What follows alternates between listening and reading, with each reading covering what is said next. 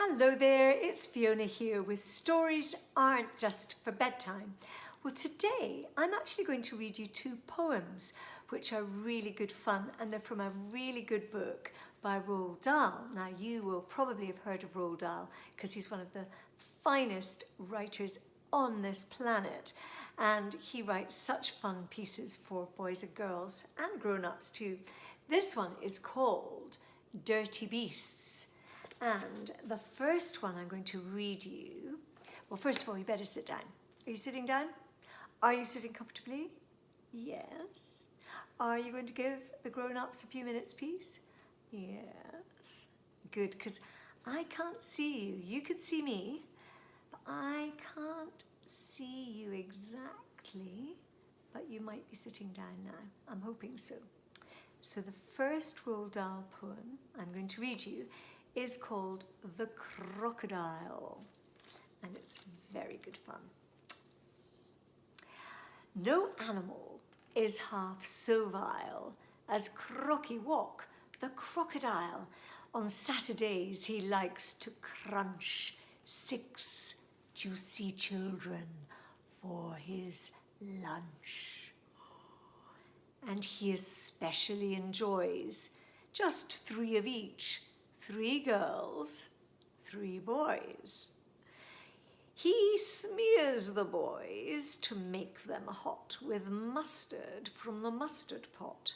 But mustard doesn't go with girls. It tastes all wrong with plaits and curls. With them, what goes extremely well is butterscotch and caramel. It's such a super marvellous treat when boys are hot and girls are sweet. At least that's Crocky's point of view. He ought to know. He's had a few. That's all for now. It's time for bed.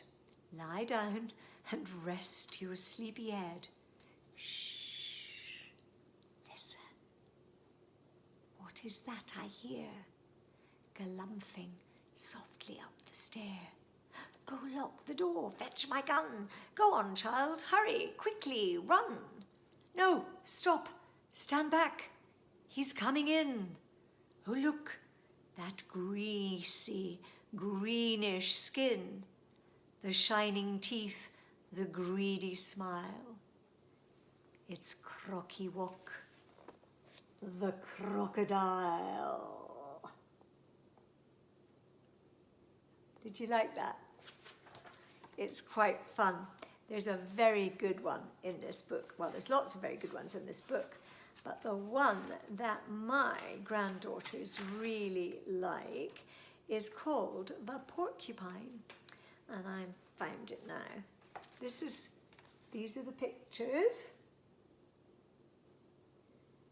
and these illustrations are by Quentin Blake. The Porcupine. Each Saturday I shout, hooray! But that's my pocket money day. Do you get pocket money? I used to get pocket money. How much do you get? 50p? Maybe £1? I hope you do a good job or a good deed to get 50p or £1.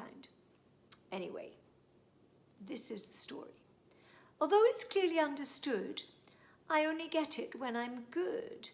This week my parents had been told that I had been as good as gold. So after breakfast, 50p my generous father gave to me.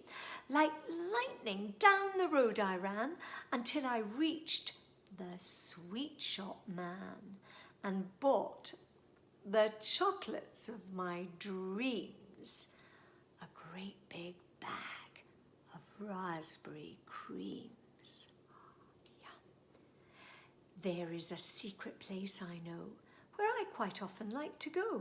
Beyond the wood, behind some rocks, a super place for guzzling chocks.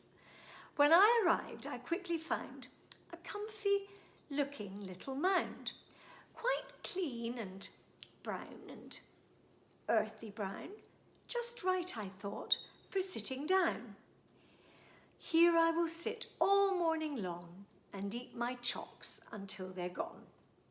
I sat, I screamed, I jumped a foot. Would you believe that I had put that tender little rump of mine upon a giant porcupine? Do you know what a porcupine is? Ask the grown-ups, they'll tell you. Very sharp if you sit on a porcupine. My backside seemed to catch on fire, 100 red hot bits of wire, 100 prickles sticking in and puncturing my precious skin. I ran for home, I shouted, "Mom, behold the prickles in my bum." My mum, who always keeps her head bent down to look, and then she said, "I personally am not about to try to pull those prickles out. I think a job like this requires the service of Mr. Myers." I shouted, "Not the dentist! No! Oh, Mum, why don't you have a go?" I begged her twice. I begged her thrice. But grown-ups never take advice. She said, "A dentist's very strong. He pulls things out the whole day long." She drove me quickly into town and then turned me upside down upon that awful dentist chair while 2 strong nurses held me there. Look at that. Enter the dreaded Mr. Myers, waving a massive pair of pliers. "This is," he said with obvious glee, "a new experience for me.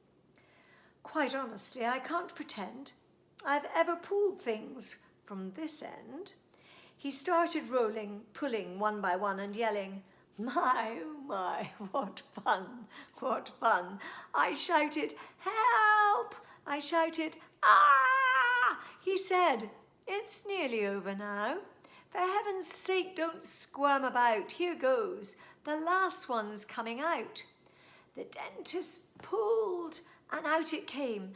And then I heard the man exclaim, "Let us talk now about my fees. That will be 50 guineas, please. My mother is a gutsy bird, and never one to mince a word." She cried, "By gosh, that's jolly steep." He answered, "No, it's very cheap.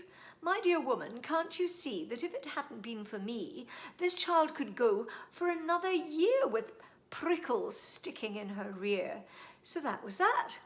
Ah, what a day, and what a fuss. But by the way, I think I know why porcupines surround themselves with prickly spines. It is to stop some silly clown from squashing them by sitting down. Don't copy me. Don't be a twit. Be sure to look before you sit.